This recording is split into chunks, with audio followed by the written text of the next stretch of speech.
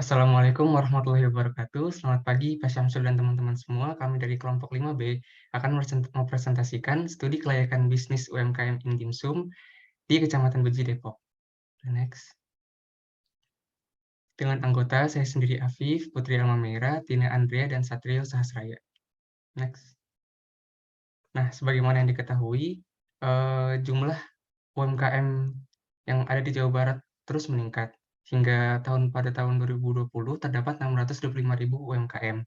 Nah, UMKM tersebut memiliki kendala seperti belum adanya nomor izin edar seperti BPOM RIMD, PIRT, dan sertifikat halal.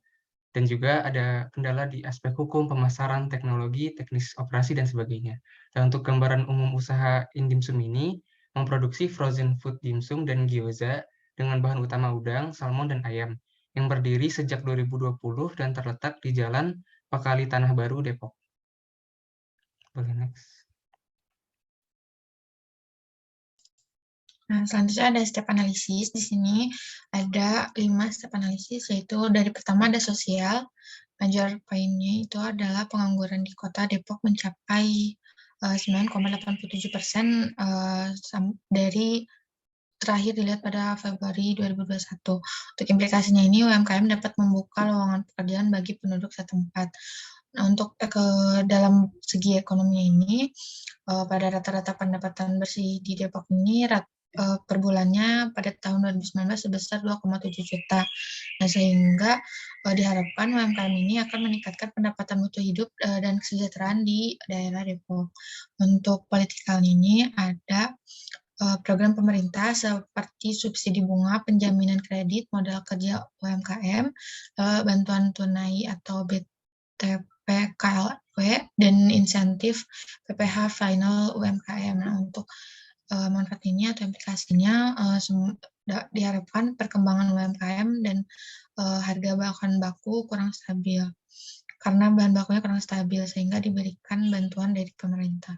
Untuk teknologinya ini, perkembangan teknologinya pada produk Indimsum ini meningkat, sehingga dapat meningkatkan kapasitas dalam produksi UMKM dengan alat-alat yang teknologi lebih canggih. Selanjutnya ada environmental, yaitu regulasi limbah dan konsumen sadarnya akan pentingnya sustainabilitas. Nah, untuk implikasinya ini diharapkan UMKM harus memperhatikan aspek-aspek kesehatan dan sustainability pada produknya. Baik, selanjutnya di sini ada aspek pasar kondisi saat ininya di mana produknya sudah berkembang luas, itu di beberapa kota di Indonesia seperti Depok, Medan, Tasikmalaya, juga ada mancanegara seperti Malaysia yang dijual melalui offline maupun online. Kemudian ada permintaannya 20-30 pak per hari yang ditawarkan dengan harga 40.000 pak. 40.000 per pak dengan isi 10 pieces. Kemudian segmentasi pasarnya itu mengarahkan kepada wanita 35 tahun ke atas, yaitu RT, dan kelompok pasarnya sudah menjangkau distributor, reseller, kemudian ada konsumen secara langsung. Kemudian untuk rekomendasi scale up-nya di sini penjualan difokuskan ke Indonesia dulu, baru setelahnya ke luar karena apabila sudah ditingkatkan skalanya. Kemudian produksinya ini dengan semakin meningkatnya produksi, maka peluang permintaan pasarnya dapat lebih besar. Kemudian dari segi harganya juga ada peningkatan menjadi 46.000 per pak, dan isinya masih sama, dan segmentasi pasar ini dari usia 17 tahun sampai 35 tahun, di mana usianya diperluas karena dimsum ini sangat digemari oleh semua kalangan usia, dan kelompok pasarnya ini apabila nanti sudah di scale up dan sudah mendapat izin BPOM, maka akan dipasarkan ke minimarket atau supermarket seperti Borma, Super Indo, Gria, dan lain-lain. Selanjutnya.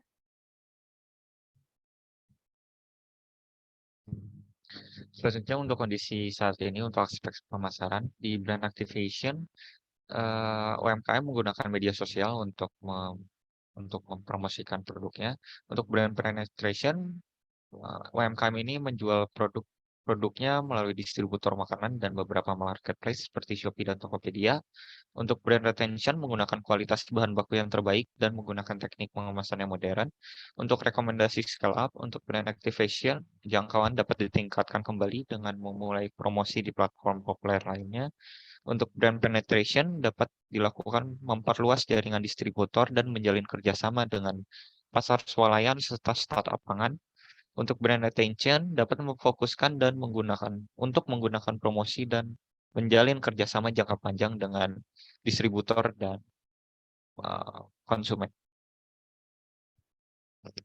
Selanjutnya itu aspek hukum dan regulasi. Untuk kondisi saat ini masih tergolong usaha mikro dan sudah memiliki PIRT dan juga masih proses pengajuan sertifikat halal. Namun label kemasan masih belum sesuai karena tidak terdapat informasi nilai gizi, nilai PIRT, berat bersih, tanggal, dan kode produksi. Kemudian untuk scale up rekomendasinya, itu pengajuan BPOM RI MD, sertifikat halal, desain label yang sesuai dengan peraturan BPOM nomor 31 tahun 2018 tentang label pangan olahan. Boleh next. Selanjutnya ada aspek teknologi. Untuk saat ini, dari UMKM ini menggunakan alat-alat yang masih sederhana seperti pisau, dendang, baskom, dan dan lain sebagainya. Untuk penggilingannya ini hanya menggunakan chopper biasa yang masih sederhana dan kecil. Nah, untuk rekomendasi scale up-nya ini, pertama ada menggunakan mesin pencuci daging ini. Mesin ini mampu membuang kotoran yang menempel pada daging unggas dengan menggunakan air bertekanan tinggi, yang kemudian airnya ini dikeluarkan melalui nozzle. Dialirkan melalui nozzle maksudnya. Nah, selanjutnya ada penggiling daging. Selanjutnya juga ada mesin pencampur bahan. Selanjutnya ini jadi manual. Lalu selanjutnya ada mesin pencetak dimsum. Lalu ada juga mesin pengukus dimsum atau blower steamer. Selanjutnya ada mesin pengemasan vakum sealer dan mesin pendingin atau cold storage. Selanjutnya ada aspek tata letak. Untuk kondisi saat ini, luas bangunannya masih 4x4 atau 16 meter persegi, dan tempat produksi yang digunakan itu masih digunakan juga sebagai dapur atau kegiatan masak sehari-hari. Boleh next. Untuk scale up-nya ini ada blok layout 2D dan diagram hubungan ruangannya dengan total luas bangunan 375 meter persegi yang memiliki 20 ruangan yang dikelompokkan menjadi beberapa bagian. Boleh next. Ini juga merupakan diagram arc dari scale up-nya. Boleh next, mungkin dijelaskan lebih lanjut. Di sini bisa dilihat pada bagian bawah ada lobby dan juga bagian kantor direktur dan kantor staf, dan di bagian kanan bawah ada tempat penyimpanan bahan baku, sanitasi pekerja, dan juga tempat bongkar muatan. Dan di bagian tengah yang berbagian lantai putih itu tempat produksi 1, 2, dan tempat pencucian bahan. Dan bagian atas kanan ada musola, toilet, dan juga tempat penanganan limbah. Dan bagian atas kiri itu ada kantin, tempat spare part, cleaning service, dan juga halaman belakang. Dan bagian kiri bawah itu ada tempat packaging dan juga tempat penyimpanan produk jadi dan juga memiliki akses keluar ke halaman parkiran sehingga memudahkan untuk distribusi. Boleh next.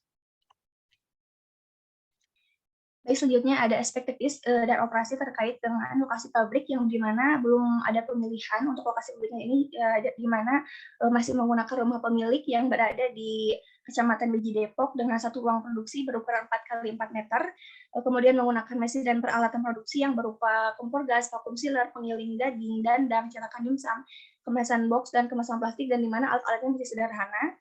Kemudian bahan bakunya ini diperoleh dari supplier, di mana menggunakan bahan baku utamanya itu 15 kg daging ayam, kemudian telur 200 butir, dan bahan-bahan lainnya. Kemudian luas produksinya ini yaitu diproduksi 2 kali per minggu, di mana 1 kali produksi ini 100 pak per hari dengan isinya 10 pieces dimsum per paknya. Kemudian proses produksinya ini dimulai dari pencucian daging, penggilingan, pencampuran bahan, pencetakan adonan, pengukusan hingga pembekuan. Selanjutnya.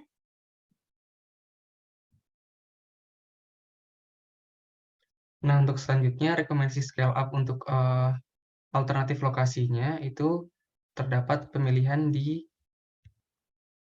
Depok, Bandung, dan Bekasi. Namun berdasarkan ranking prosedur terdapat dengan proporsi pasar potensialnya 30%, biaya tenaga kerja 10%, dan tersedianya air 20%, biaya bahan mentah 30%, dan pajak 10% dihasilkan Kota Depok memiliki total skor tertinggi yaitu 390, sehingga rekomendasinya itu berlokasi Jalan Sentosa Raya 12, Mekarjaya, Kecamatan Sukmajaya, Kota Depok. Karena pertimbangan dekat dengan pembelian bahan baku, lokasi yang ramai, tersedianya air dan bahan bakar, dekat dengan pengiriman kurir, dan juga tidak memerlukan biaya yang tinggi untuk pindah ke daerah yang lebih jauh, seperti Bandung dan Bekasi. Boleh next. Nah, untuk rekomendasi aspek mesin dan peralatan ini tadi sudah disebutkan aspek teknologi, ada beberapa mesin yang dipakai, itu mesinnya secara otomatis, kemudian bahan bakunya menggunakan metode periodic review, yaitu secara rutin pembelian bahan bakunya dengan penaikan skala yang lebih besar, di mana di sini daging ayam itu menggunakan 800 kg yang awalnya 15 kg, juga bahan-bahan lainnya juga ditingkatkan menjadi beberapa kali lipat. Selanjutnya, kemudian ada luas produksinya ini tetap diproduksi 2 kali per minggu, tapi dinaikkan menjadi 1.000 pak per hari dan isinya masih tetap sama.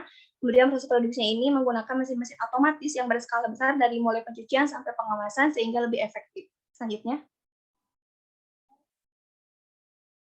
Oke, berikutnya adalah diagram dari produksi dari UMKM Dimsum ini. Selanjutnya ada diagram proses flow diagram dan diagram alir produksinya. Berikut merupakan raca massa dari proses pencucian, di mana pada proses scale up-nya daging masuk adalah 800 kg. Untuk pada neraca massa proses penggilingan, daging masuk ada 800 kg dan daging hilang ada 0,05%, yaitu sekitar 400 gram. Selanjutnya ada neraca massa pencampuran, di mana daging ayam yang digiling yang masuk adalah 799,6 kg, ada telur yang masuk 2.120 kg, dan bahan-bahan lain yaitu bumbu-bumbu sebanyak 453 kg. Selanjutnya adalah neraca massa pada pencetakan, di mana bahan masuk adalah sebanyak 3.373,2 kg dan kulit dimsum sebanyak 296 kg. Pada neraca massa pengukusan, adonan dimsum yang masuk sebanyak 3.668 kg dan uap air yang hilang sebanyak 80,4 kg. Pada proses neraca massa pendinginan, dimsum yang masuk itu seberat 3.787 kg dan susut bobot yang terjadi itu sebanyak 3.788 kg. Pada proses pengemasan, dimsum yang masuk adalah 3.784 kg dan yang keluar adalah sama.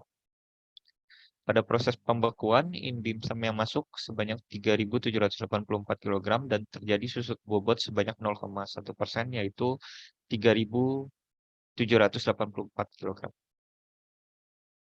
Baik, kemudian di sini ada aspek teknis operasi terkait dengan neraca energi, di mana di sini massa total yang masuk adalah 63,55 dan CP-nya untuk adonan dimsum adalah 3,11 kJ per kg Celcius. Kemudian panas spesifik untuk kulit dimsumnya ini ada 2,73 kJ per kg Celcius. Kemudian panas spesifik adonan dimsum itu 5,84 kJ Celcius. Masuk kepada pengukusan, di mana di sini ada yang masuk ini ada 10.000 0,9,52, kemudian panas yang hilangnya di sini tuh ada 1.641,31, di mana total panas yang masuk dan keluar ini ada 35.335,77. Di sini asumsinya adalah uap air yang hilang adalah 0,3. Kemudian massa dimsum yang matangnya itu menjadi 72,12. Selanjutnya. Kemudian di sini ada neraca massa pembekuan, di mana suhu dimsum yang masuk adalah 25 derajat Celcius dan suhu dimsum yang keluar adalah negatif 20 derajat Celcius. Kemudian ada uap air yang keluar sebesar 0,07 kg. Panas yang masuk di sini itu ada 10.519,30. Kemudian ada panas yang hilangnya di sini ada 18.046,66. Ada panas total yang panas masuknya itu 10.519,30 dan panas yang hilangnya di sini ada 18.046,66. Selanjutnya. Ini untuk neraca energinya.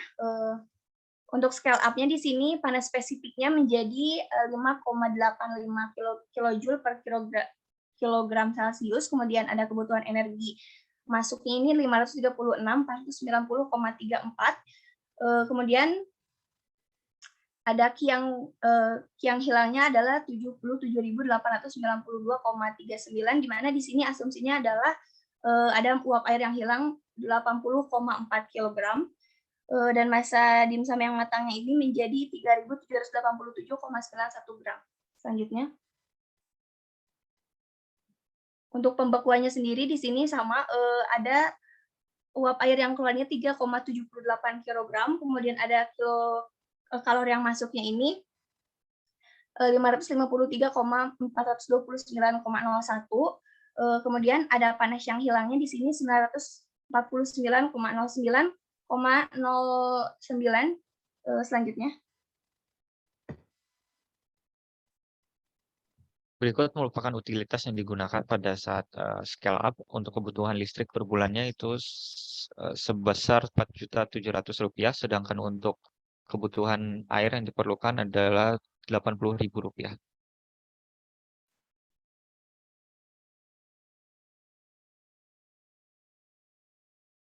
kemudian untuk aspek manajemennya sendiri, kondisi saat ini telah memiliki visi dan misi, kemudian tapi belum memiliki struktur organisasi yang mandiri, di mana organisasi ini tuh masih tergabung ke dalam organisasi Utaba, yaitu sebuah organisasi UMKM yang ada di Tanah Baru. Kemudian manajemen SDM-nya sendiri ini sudah menetapkan syarat karyawan minimal S1 dan juga karyawannya itu 2, tapi belum ideal dan gajinya itu masih di bawah UMR Depok. Kemudian manajemen ketiganya belum diterapkan dengan baik karena masih sederhana, seperti penerapan masker, APD-nya belum sangat diterapkan gitu. Selanjutnya, kemudian untuk pengembangan visi dan misinya sendiri ini, visi UMKM ini adalah diperbarui menjadi memperkerjakan tenaga kerja berkualitas untuk menciptakan produk bermutu yang dapat dipasarkan secara luas, di mana misinya ini ada beberapa, di antara itu menjaga dan meningkatkan kualitas bahan baku, serta produksi, meningkatkan penggunaan teknologi, dan lainnya. Kemudian di sini juga sudah ada pembaruan struktur organisasi, di mana ada beberapa orang yang memegang sistem organisasi ini. Di antaranya itu ada dipimpin oleh direktur utama, kemudian ada sekretaris, direktur keuangan, direktur produksi, direktur pemasaran, dan direktur SDM, di mana masing-masing direktur ini membawahi staf-staf seperti R&D, QC, QA, staf-staf pemasaran, distribusi, dan lainnya. Kemudian untuk manajemen SDM-nya ini ditotalkan ada 40 orang karyawan, kemudian ada peningkatan gaji juga menjadi setara dengan UMR Depok, itu sekitar 4.300.000-an. Kemudian ada pengadaan bonus juga seperti THR. Selanjutnya, nah untuk manajemen K3-nya sendiri ini ada pertama, perusahaan itu menetapkan komitmen kebijakan dengan menetapkan tim panitia sistem K3 dan meresmikan kebijakan perusahaan. Kemudian merencanakan, di mana ini ada identifikasi oleh supervisor dan penilaian risiko oleh sekretaris, penerapan sasaran dan tujuan, indikator kerja, dan acuan perundang-undangan.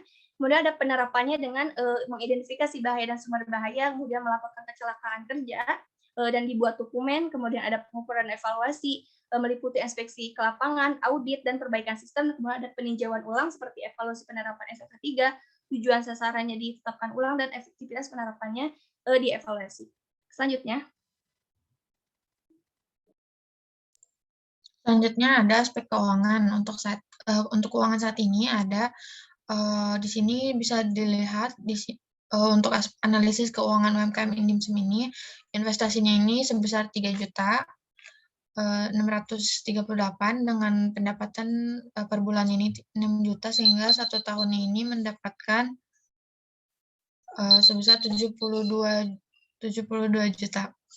Nah, untuk rata-rata IP-nya seperti lihat pada layar tadi. Nah, ini untuk analisis kelayakan keuangan saat ini. Selanjutnya ada rekomendasi scale up-nya. Di sini bisa dilihat tadi investasinya ini telah ditambahkan mesin-mesin yang tadi telah dikembangkan. Lalu selanjutnya untuk bahan-bahan ini seperti tadi telah disebutkan dikali lipatkan. Lalu untuk pendapatannya ini menaik menjadi seperti dilihat pada layar selanjutnya. Berikut untuk merupakan analisis kelayakan pada scale up, di mana PP-nya ada 1,3, IRR 22%, PI-nya 1,9, IRR 43%, dan WACC 6,97%. Jadi secara keseluruhan analisis kelayakan scale up ini masih layak. Kemudian terakhir untuk kondisi manajemen limbah di kondisi saat ini limbah organik dan anorganik sudah dipisahkan, kemudian limbah air pencucian dibuang ke septic tank, kemudian ada limbah kering seperti kulit bawang dan cangkang telur dibuang ke TPA. Nah, untuk rekomendasinya sendiri ini ada pengolahan limbah kering. Limbah kering seperti tulang, kulit telur, dan kulit bawang diolah menggunakan food waste recycle dengan metode conditioning drying. Alat ini bekerja dengan mengubah energi listrik menjadi energi panas yang dihasilkannya dapat menyebabkan penurunan kadar air dan massa limbah akibat terjadinya proses penguapan sehingga dapat mengoptimalkan si pembuangan ini. Kemudian bekerja sama dengan pengrajin kerajinan untuk yang memanfaatkan tulang atau kulit telur dan kulit bawang supaya lebih efektif dan efisien. Selanjutnya, di sini ada rekomendasi scale up untuk pengolahan limbah cair, di mana kandungan CO2 limbah cair daging ini memiliki nilai yang tinggi, yaitu sekitar 656 mg per liter, dan TSS-nya ini sebesar 247 mg per liter. Nah, di mana untuk mengurangi CO2 dan TSS yang besar ini digunakan pengolahan limbah cair. Pertama ada teknik sedimentasi, bak ekualifikasi, taking filter, taking pengendapan dan penampungan, di mana rangkaian alat ini akan mengurangi CO2 dan TSS menjadi lebih kecil sehingga sudah menjadi layak dibuang ke lingkungan dan tidak membahayakan bagi masyarakat. Sekian presentasi dari kami, mohon maaf Pak ya, kesimpulannya mungkin. Sekian presentasi dari kami. Terima kasih. Wassalamualaikum warahmatullahi wabarakatuh.